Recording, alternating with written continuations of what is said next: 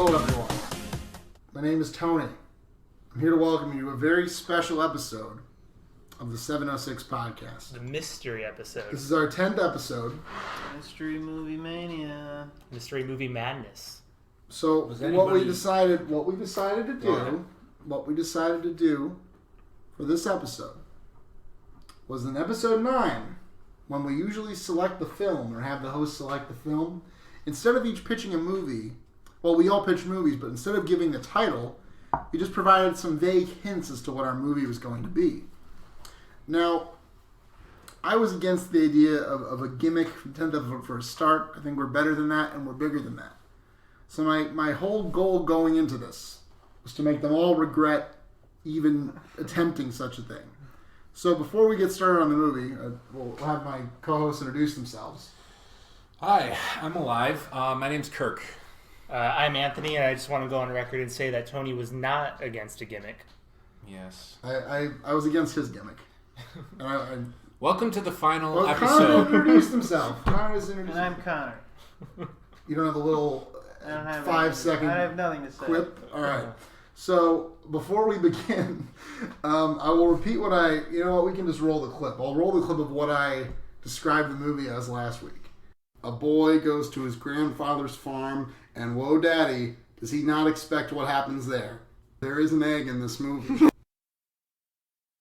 So would we all agree that I was fair? That I accurately represented the movie? I don't even remember what you said, but yeah. I didn't mislead you at all. All right. You were very true in that you said that there was an egg, which became very significant. An egg very prominently featured in the very movie. Prominent. So, what did you guys think it was going to be, based on both my what I hinted at and then what I've hinted at throughout the week? Well, I think I came closest with my guess, but what were you guys thinking? I thought it would be some sort of campy kids thing, but I did not. Have you disclosed the movie as of yet? I forget. Did you say? I haven't said. So I thought it was like along the lines of like Babe or Charlotte's Web or something. There's a farm involved, right? Let's remind everyone of what the movies could have been real quick too, as well. So alternatives were, Connor, what was your movie? Canal. And mine was Kill Bill Volume 1. I think I easily the best movie of the three. So, Anthony, what did you think? What did you think it would be? My movie? Well, I had guessed it. I didn't know what specific one, but I had actually given a character that pretty much. Oh, that's right. And Connor, as for me, I was fairly certain that it would be some kind of obscure drama of the past 5 years. There'd be thriller. There'd be some really messed up stuff would happen at this grandfather's farm. This is totally what I anticipated. Okay. Up until the movie came on. So unfortunately, I wanted to get them in totally cold. I wanted to set up the movie. The only way to get this movie, I couldn't rent it in the library, is you can rent it on Amazon. And when you pause a movie you're renting on Amazon, it says the title. So I had to be very careful to not show them the title. And then because the computer we had some issues, they saw the title before the movie began. Which wouldn't have made a huge difference because the movie gives away its title like a minute in. I think it made a huge difference. I think my viewpoint would have been totally different had I not known the title right away. True. So I'd be putting off long enough. I'd be in a lot better mood, let's say. I would like to keep going on and on without telling you the title of the movie, but I won't. Don't worry. The movie was Barney's Great Adventure, which is from the year 2000, I believe. Was it the year 2000? Oh my god! It's the year 2000. It looks a bit older. It feels about right. It feels pretty dated. I saw this in the theater when I was but a boy. I would have been probably 6 or 7 years old when it came out, which is right at the perfect Barney age, maybe slightly old. 98 according to Google. 98. Okay, so I was the perfect age. So I was 4 or 5. 12 million at the box office. 12 million. That's not great. Not great, even for the time. I think.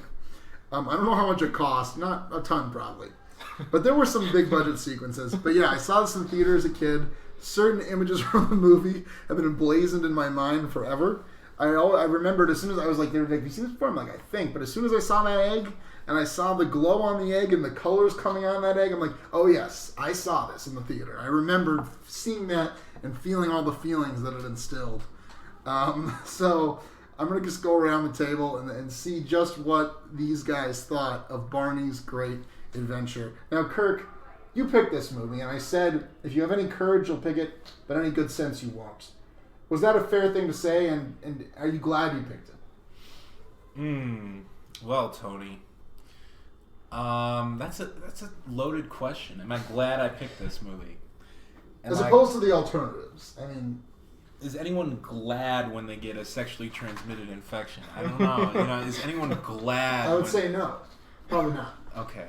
It's pretty clear cut, actually. I thought this movie was a test of my endurance, but at the same time, see, I'm struggling, like, because obviously I just want to shit on this movie, right? But there were some redeeming characteristics of it. It was funny, but in a way that wasn't intended. The score at times was okay. I thought the art direction was kind of interesting, colorful. It's true, yeah. There's some the nice kid shots in the actors movie. felt a little genuine, you know, to an extent. You lost me there. But I don't know. I didn't really watch Barney as a kid. I don't know. I was always in a different circle. I never watched Barney, so Barney's always been kind of like an abstraction for me. So this was kind of like I put the color to the dinosaur here, and I looked Barney in the eyes, and let me just say, Barney flinched. I did not. No, I don't know what to say. Honestly, You're saying a lot. I mean, but like, Quite a bit. it's a question. Like, it's a relativity. Are we judging this based on like a kids movie from the 90s? We're not voting yet. We're not voting. okay. What did you think of the movie? That's all. What did I think of the First reaction. Yeah. Okay. It was short. Anthony, what did you think of the movie? Well, I never really watched Barney either as a child, so I mean, I guess I would have been the perfect age, 4, 5 when this came out. Is that the right age of that Barney? That would have been that Barney. Perfect age. In defense of the movie, I did try to come in after I saw the title. I pretended like, well, you know, if I was with my niece, you know, a couple years ago, and she happened to put it on, and I was watching with her, what would she think, or what would I think? You know, as if this is a movie I'm watching with a kid or, you know, a relative. Well, she only likes Truffaut, so. Well, it's funny that you bring up the Truffaut, because like I was really fascinated by Cody. Actually, I think his coming of age story is interesting. Cody being one of the characters. Yeah, he starts off as kind of this, you know, for an adult expression here, he's just an asshole. He's a real buzzkill, right? Where he becomes to accept imagination, and it's almost like a tiny little coming of age moment. It doesn't quite reach the heights of the 400 Blows by Truffaut, or even Oliver Tate, but it belongs in discussion. I'll leave it there. It's in the same discussion as 400 Blows. If you bring up the 400 Blows, this is going to come up in the next 10 minutes or so. I'm really surprised that Science Sound's not talking about this. I'll leave it there. Yeah, just missed the cut, honestly. Got like 4 votes. So Connor, what did you think? Well, no, I do agree with Anthony. It's an interesting movie, kind of about, you know, this dialectic of enlightenment versus sort of imagination. I mean, yeah, the character of Cody is this rationalist. He doesn't believe in Barney. He just rejects everything. He thinks he's too cool for Barney. So it's always a very interesting thing to see him John Locke. kind of become humbled in the end and accept that there's things that we can't understand in this universe. There's a great, very illuminating scene, or after he's had to deal with Barney, he initially doubts, but Barney's there, he's dealing with him, and Barney and his friends, or the girl's his sister and her sister's friend, go upstairs and play like Castle or whatever, and he's like, I don't want to play Castle. Castle isn't cool, and Barney's like, well, what is cool? And he says, rock stars who breathe fire. Professional wrestling. Yeah, this is what he finds cool. This is interesting. It's the type Real of movie. stuff. Real stuff. This is interesting. It's the type of movie message you never see. It's not about the rational winning. It's not about being pragmatic. It's about being It's about being cooler. Really. Yeah, it's interesting. I don't. Well, it's about believing the impossible, and your dreams will come true. He says it's also will see the clearest. It's also very idealistic of the farmhood life. This is an untouched, pastoral, bucolic. Yeah. Yeah. I mean, if we want to talk about the makeup of the cast, there was a token black character. She had basically no lines. She had some lines. She had some lines. Okay, whatever. She sang. She had less lines than the other kids, probably. Did you think that she was part of the family, or that she was simply a friend of Abigail? She was. They said she was a friend. This is my friend. In the opening, yeah. But okay. I missed that part. I don't know. If I were to conduct, like I fantasize about like these ideal social experiments, and if I were to conduct my ultimate hypothetical social experiment, it would be to put, say, like a 5-year-old in a room, a single room, 8x10. All right, Turn sounds on, good. Turn on good Barney start. the movie, and have it on loop for 18 years 18 now. years. And I would want to talk to that person and just see how they view the world. And I think it'd be very illuminating. But Do you mean till they're 18 or for Yes. 18 years? So they're starting for at 5. 18 years. No, we pulled So them out of the room 5, right now. Yeah. And then till 23. Yes. Okay. all right. Doesn't sound really practical. Assuming they haven't killed themselves, which they probably would have done as soon as they were able to. But Well, this is a soft room. There's no sharp objects. They wouldn't be able to. okay, fine, So, yeah. fair enough. Yeah. Well, you're taking for granted the fact that they might be able to will themselves to death. All right, let's get off the child Okay. torture for a minute and get back to the Anyway, movie. but Cody was so fun. He was very interesting. He was so funny because of the things he said. He finally says to Barney, like, "I'm sorry, Barney. I was just being a doofus back there." Oh, that's awesome. So he reminds me a lot of it reminds me of like the Power Glove kid from The Wizard, or something like that. It's like he feels very much in this vein of the cool kid. This kid would be on Who's too guts. cool. And in fact, ultimately, by the way, the point of the movie, the real message of the movie is that Temple. you shouldn't think you're too cool for Barney. That literally is the kind of the whole point of the movie. If you think about it, it ends with you see the Barney toy at the beginning and the Barney toy at the end, along with another toy that you can then buy. So this movie is also just pure corporate shill. I don't want to act as if it's not that. And for that reason, this is the thing that I was thinking about this. I think as a kid I wouldn't have liked this movie. It wasn't my kind of thing. I enjoyed it as whatever adult.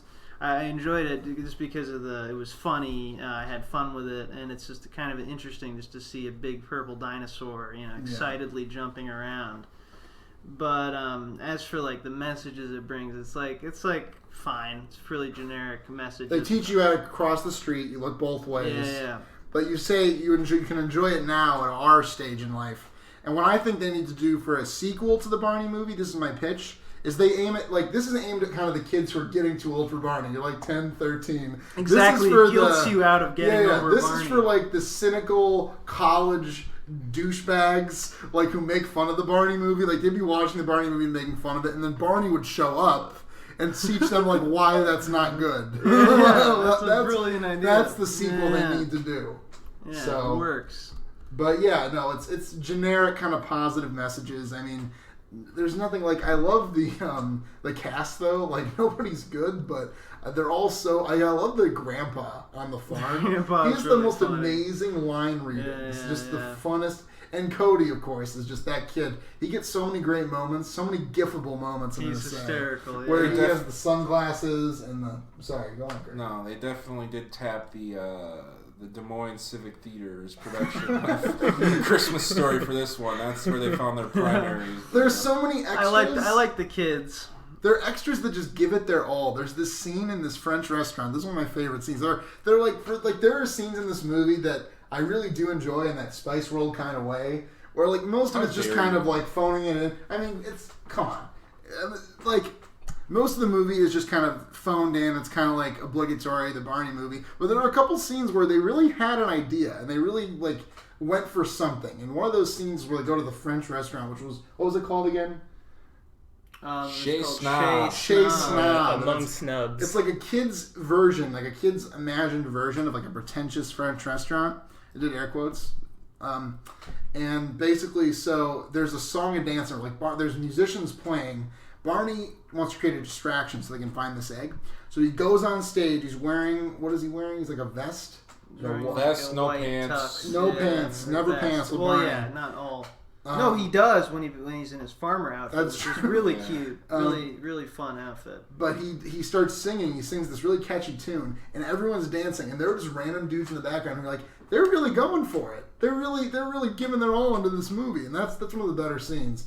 So you realize also that this is the idea that I was wondering this. I asked this a lot. I'm like, why Chez Snob? Why is this appearing? Is this Bush era? I forgot when the movie's made. Is this Bush era anti-French sentiment? I was thinking of this, and now I thought about it. No, actually, what it is it's these people think they're too good for Barney, and he shows that through his music he brings them in and they love him. So that's the idea. Don't be a snob. Every Don't think arc, you're better. including like the grandparents, is like they're not too cool for Barney. They just don't believe in him. Like they never see him. They're just like, oh sure, kids. And by the end of the movie, they see that he's real. So every character's arc is just learning to love Barney, except for the girls who like love him from the start. Yeah. There is a level of interactivity that we have to mention. It's a kind of a formatting style that they choose. We do get this thing. Barney does directly address the audience, and so does what's the green one? Baby Bop. Baby Bop does address the audience as well, but it's not carried through. But Barney does bring us in for the second verse of "Twinkle Twinkle Little Star," which I did appreciate, and we did sing. We all sang. We all sang. Sing along. Yeah. I think even Anthony. But the Baby Bop bits were kind of weird. It felt like it was actually for the younger kids in the audience. The Baby Bop bits was totally. It was like while they're psychologically manipulating the older kids who think they're too cool and they're feeling all this conflict over being like the jerk, the doofus. Meanwhile, they have a little thing for the younger kids. youngins. Which I always think is the whole thing of like, basically she comes, looks at the screen, says, "Oh, can you find my blanket?" I always found that to be kind of very pointless. She's missing her blanket. Like Blue's Clues. I don't want to say this is the worst thing in the movie because I did love that show, but Blue's Clues. Oh yeah, where they ask you. You're older than us. But I was always like, okay, come on, get on with it. Yeah. No. The Baby Bop stuff, I don't want to say it's the worst thing in the movie because it's not a good movie, but like it's the most like the movie is what it is, and then these scenes come in and are just like distracting and pointless. They're just like a concession to the kids watching. And like, I don't think only for the very little kids would it be fun. I think it's just like they're used to seeing Baby Bop on the show, so like we got to put Baby Bop in this movie because she's on the show. But like in the movie, it's just like, come on, like we don't care. I care a lot about the other stuff, but not her. So. But yeah, she's missing her blanket, and that's her subplot. She gets like 3 scenes, and it pays off at the end when she catches the egg that gets thrown in her blanket. But like you didn't need that. Like you could have had it. The egg flies around so much throughout the movie with no blanket to catch it that you didn't need to throw her there so she could catch the egg. Yeah. So I have a fan theory. I mean, I want to hear some fan theories. We all got a fan theory. All right, my fan theory is that. Okay, so in the beginning of the movie, they go to the grandma and grandpa's, and then is that your fan theory? Some psilocybin gets slipped into the old grandma's cookie jar, and it turns the kids a little bit batty, and they begin to see dinosaurs in live action. And I think there is an element here of the grandparents at the end. As do the grandparents at the end. I don't know. Is the grandparents taken on purpose? Is this maybe like either the prequel to Gremlins with Tinkin the Tinket, which is the weird thing that comes out of the egg, yeah. It's so anticlimactic. It's like, oh, that's it. That's which is basically just a new toy that they want to sell. So is this like I don't know, like a hotline comes on screen, a number comes on screen to call to buy Tinket at the end of the movie. No. I don't know. Somehow I was thinking about Whiplash. Like, is J.K. Simmons somehow stage left and he's directing Twinkle Twinkle and he's like, tempo, motherfucker, tempo. There's the explicit rating. Yes. There it goes. All right, sorry, kids. It was a kid's show. It's the Barney episode, Kirk. You couldn't rein it in for one episode. Fuck you. All right, well, it's out of the bag. You might as well just swear all you want now. Cat's already back. I'll exercise discretion. Right? Now that we're... Okay. Well, we did have a lot of fun watching this by just replacing lines with obscenities. When we heard a rhyme, if you have good luck, we'd all just... Yeah. Think of the next, don't give up. It's like, Barney, come, let's be real. That's not what you're going to say. Think of the next most obscene thing to say, yeah. But my two favorite If you think you're a genius, just pull out your ruler. So my 2 favorite bits in this movie, the 2 best parts were, one was a throwaway line. Well, for one, I think the production design, as he said, is kind of cool. There were a couple shots that are very colorful, etc. The circus was cool. The circus was cool. But my 2 favorite things, easily, what leads into the circus, this is that Shay Snob. So they're like, where did our egg go? Where did the egg go? And then one of the guys says, oh, we sent that out on a to-go bag to the circus. To the circus clowns. They've been pulling pranks on us ever since they came to town. So we get this backstory that the circus clowns have been pranking this French restaurant for weeks, and this is their big revenge, is sending them this egg. I just thought that was amazing. Also, there's this guy. What is his job? He's in the car, the truck. Oh, what is that guy's job? He's the proprietor of Barrel a Day Birdseed, or no, Birdseed by the Barrel. There's this guy who like delivers birdseed by the barrel. And like in his truck, and this doesn't have to do with anything. They just threw this in. They did not have to do this to add to like the comic set piece-ness of it. He has a milkshake maker. He's got like ice cream in his chair with like a freezer. He's got a blender where he can make milkshakes. He's got a fryer in his armrest where he can fry fries. And he's got a grill where he makes burgers. It's so like weird and wacky, and I found that so entertaining. I really loved that they like took the time to conceive this and execute it, and have the little grill in the actual car. I thought that was so fun. And a Mrs. Dash spice rack, which Mrs. Dash probably paid placement. $500 and a trip for two to Universal Studios to see the live filming of honestly, Guts or a lot of these Figure It sets Out. feel like Universal Studios like attractions. Like when they're in the Bird Lady's like house, I'm like, this is totally a place you'd walk through at Universal Studios. Yeah. But anyway, so there's fun to be had here. There was a bit of effort put in at places. It was weird. It was, and at the risk, I'll be short, but it was. This was not my childhood because, like I said, I haven't watched Barney, so it was like watching someone else's childhood of a time period I very much lived through. For those of you who don't know, I'm marginally older to an extent than my three co-hosts, so this was kind of in my. The actors were my cohort essentially, whereas they're older than these other folks. But so I don't know. It's almost like I'm thinking back on some people I knew when I was younger, and this movie's starting to contextualize their behavior. And I'm somewhat joking, but at the same time I'm not. So I don't know what that says about the 90s. They contextualize my behavior? No. Some of the kids I knew in my grade school. Okay. Like, it's very interesting. Like, who's a Barney's kid, and what does Do that mean? you really think like, so? What would make a Barney's kid, you think? What would a Barney's kid No, I really don't. okay. I think maybe a kid that was They sing a lot. was overly attached to stuffed animals for like up until age 15. I don't know. Like I'm trying to think. Maybe a kid who wasn't weaned until they were 8. That exists. I don't know. But This is what happens when you try to get a social work major to talk psychology. It plays- This is how you embarrass yourself. it plays on the idea of nostalgia for me, very, very, very much so. But at the same time, it draws me away from it because it's not my nostalgia. It's a refracted version. I'm looking through a dirty window towards it. But I appreciated it for that. Okay, well, I mean, I saw this as a kid, as I said. I think I probably watched Barney around the time. I don't think I have much nostalgia for it necessarily. There were like certain images in this movie that conjured up that, like, oh yeah, that. And I remember who Baby Bop was, and was it BJ? CJ? Is his yellow dinosaur friend? BJ. I remember as in BJ, I boy. believe. And J as in J. I remember those things. I remember the egg, of course.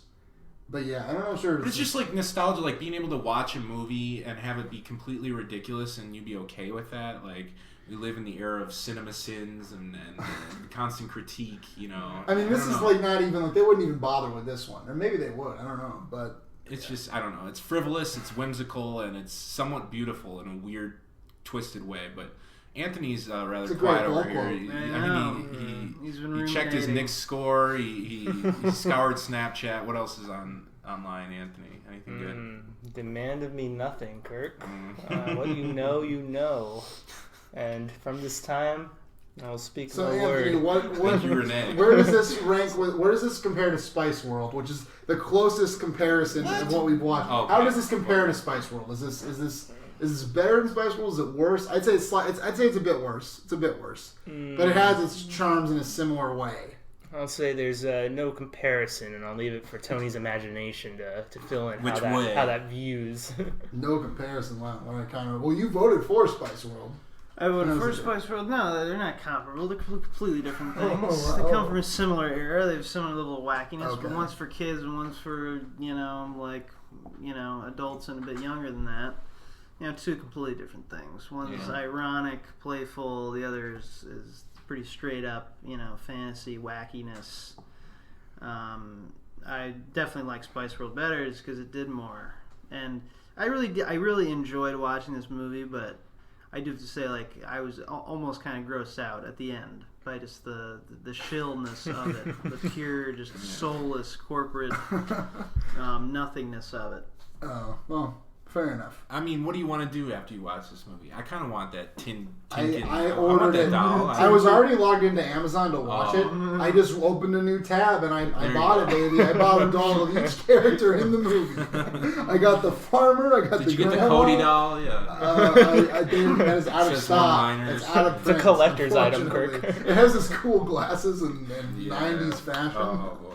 But yeah. So Although, it shares the soulless corporate nothingness with Spice World itself, which is interesting. I guess that's true. Spice World is a little more eccentric. There's more fun with it, yeah. They really pushed it further. Subversion, yeah. This one, they don't really push it that far. There are just individual scenes where they decided to give a crap. This one feels like it's pre-Age of Reason, if that makes like at least when you're watching Spice World as the intended audience, you should be able to know that they're trying to sell you their album, and you probably love their music. But this is like, I would watch this in kindergarten. I'd be like, come home, and I'd be like, Dad, can I get a Barney doll? You know, I don't know. Is that really fair? Because it's targeted at children? I mean, that's, I don't know. All right, enough of this. All right, Let's argue about it now. Look. All right, you know what? We're 25 minutes in. I'm not sure how much more there was to mine out of Barney's Great Adventure. And our episodes have been going increasingly long. At the rate we've been going, our 11th episode's projected to go an hour 16, kill. an hour 20. Yeah, Let's start voting, and I'm 0 for 2 right now, and I'm hoping this is the one, guys. I'm hoping this is the one that gets me in. So keep that in mind. So I'm gonna start with Connor. Actually, Connor, is this one of the 7 or 6 greatest movies of all time? Absolutely not. It was a very good pick for this event, though.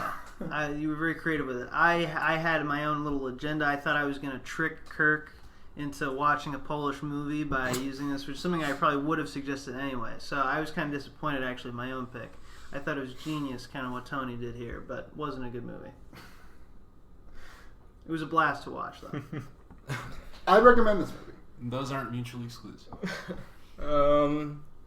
Yeah, I really wish Kirk went with my movie. I would much rather watch a movie I really disliked and criticized. Of course not. My answers are no. I haven't felt like this since I read Atlas Shrugged and practically whipped myself to get through it. A blast to watch, I'm going to say no.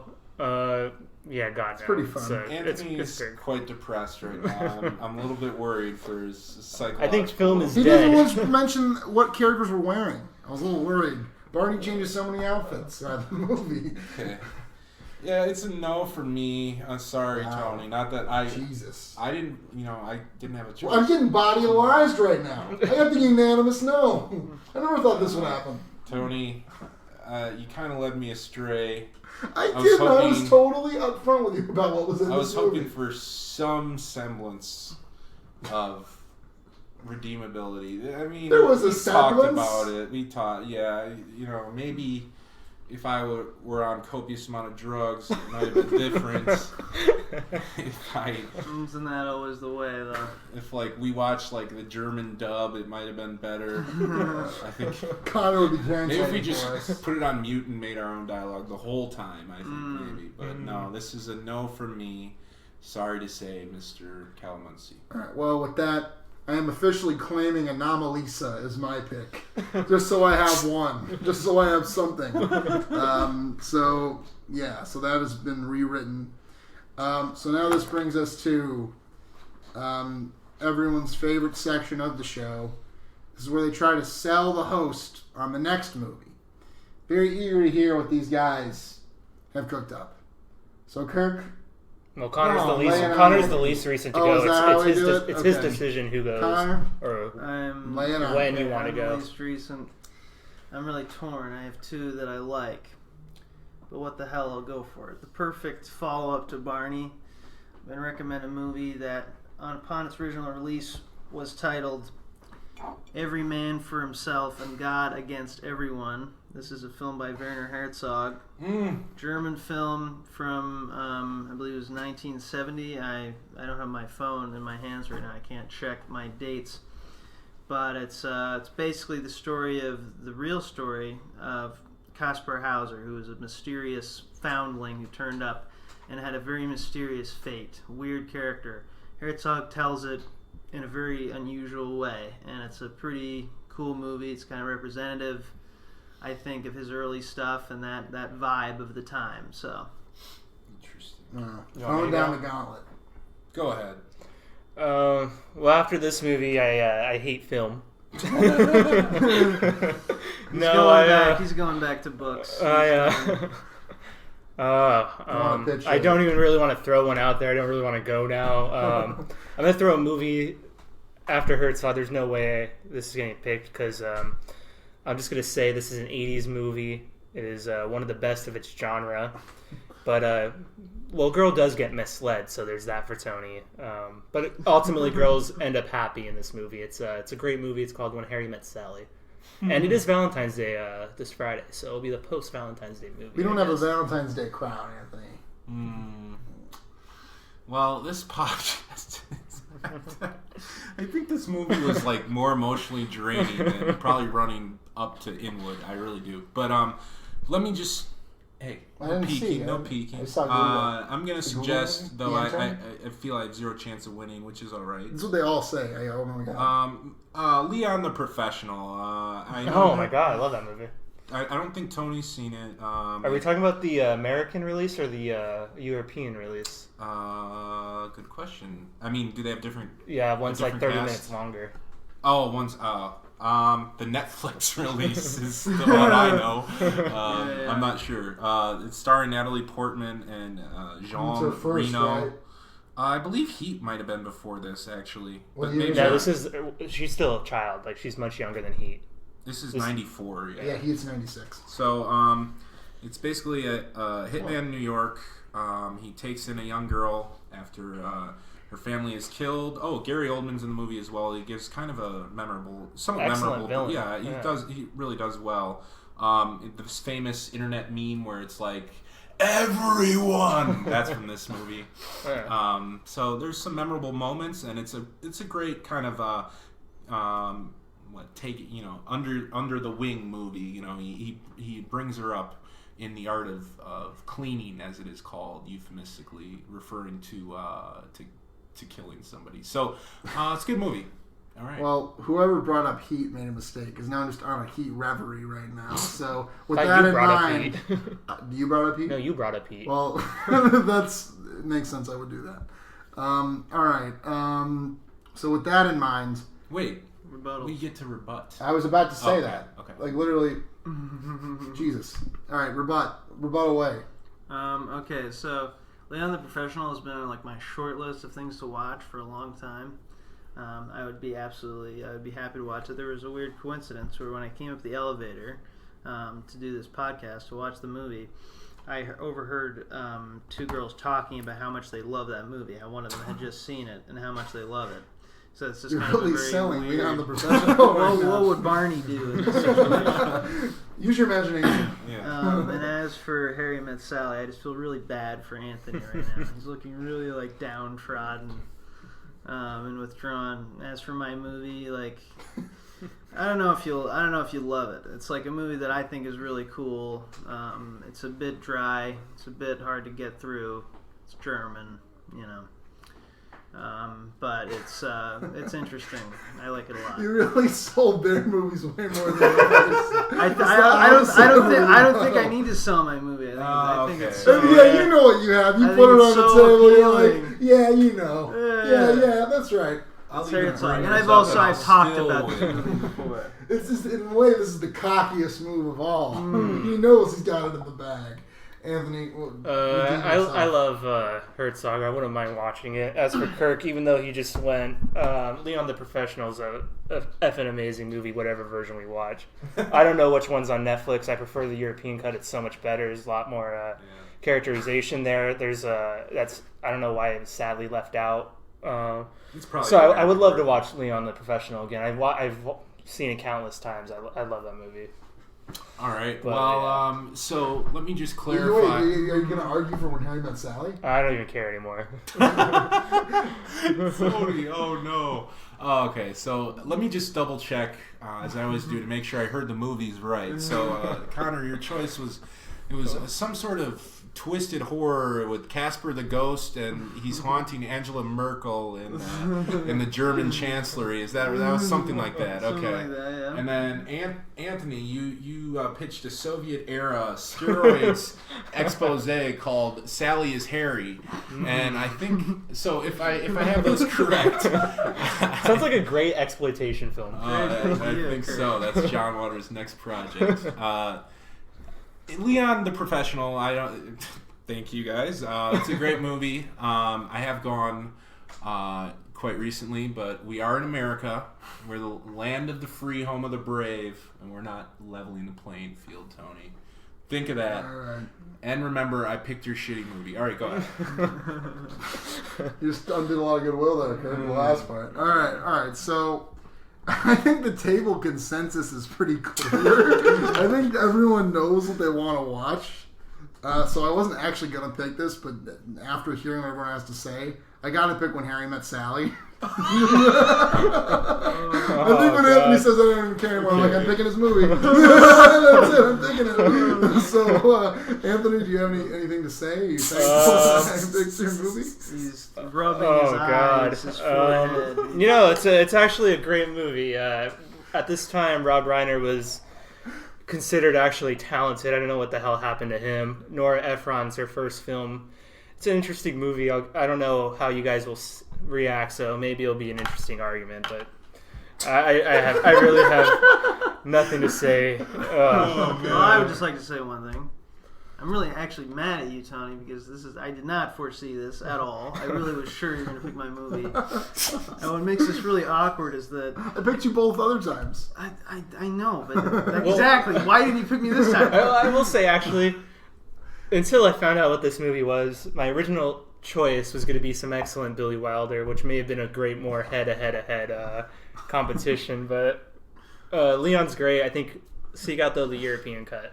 But anyway, I mean, the reason I'm so pissed, it's not just because I'm just mad or anything. It's not like you guys, you just pick whatever movie you want. I've been in talks with a certain somebody actually to appear on this podcast. So unfortunately, the date is set. He's going to be here next Wednesday, whether we watch his movie or not. I bet he likes When Harry Met Sally. I bet he likes it. We'll see. I don't think he's going to be happy with this. So he thinks we're watching his movie. Fucked up situation. Yeah. Okay. Well, we'll see what happens there. This let me just say, this voting process has recently had the integrity of a mid-90s Rwandan ballot. I'm not too sure what's going on, but if we're back next You're week... You're really cavalier with the genocidal comparisons, Kurt. I'm trying to get... I got child torture and all... Drugging children, all these... Wait, what was... Oh, yeah, the psilocybin. Yeah, that was... You're talking about locking a kid in the room for 18 years. You mentioned Hitler a couple times. I mean, come on. The mind goes where it will.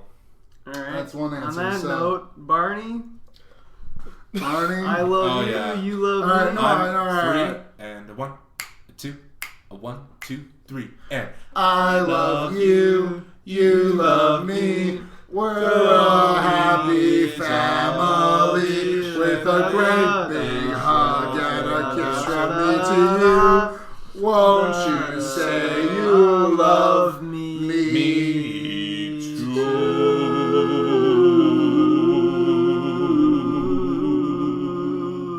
Twinkle, twinkle, little star, how I wonder what you are. Up above the world so high, like a diamond in the sky. Twinkle, twinkle, little star, how I wonder what you are.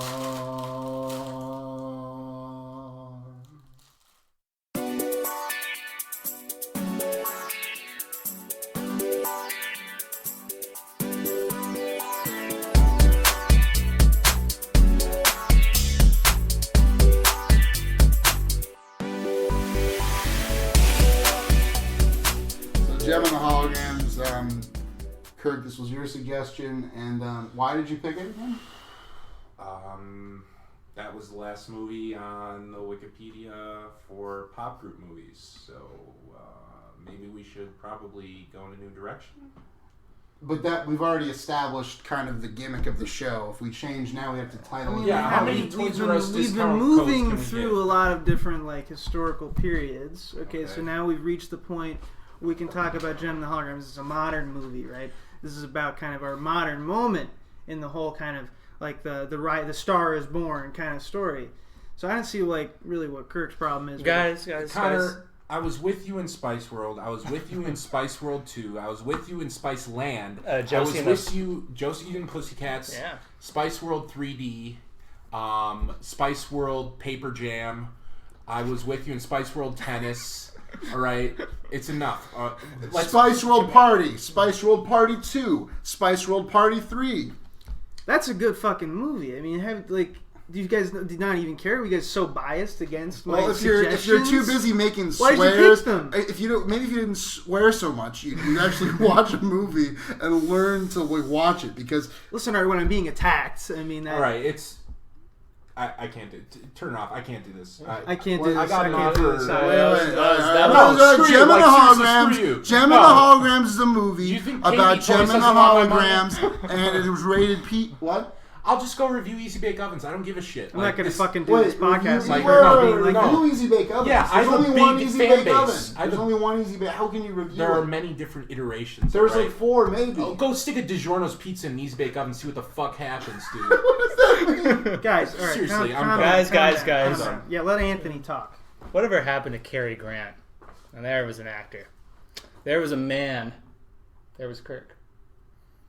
Cary Grant podcast? All right, guys. Gem and the Holograms made it into the 706. We'll be back next week to talk about. I don't see any left on this page. I think that's it. We're washed up. It's over. do My you have mom any- doesn't even fucking watch this thing anymore. Well, I'm doing great. She hates it. Oh. Fuck. Okay. I'm done.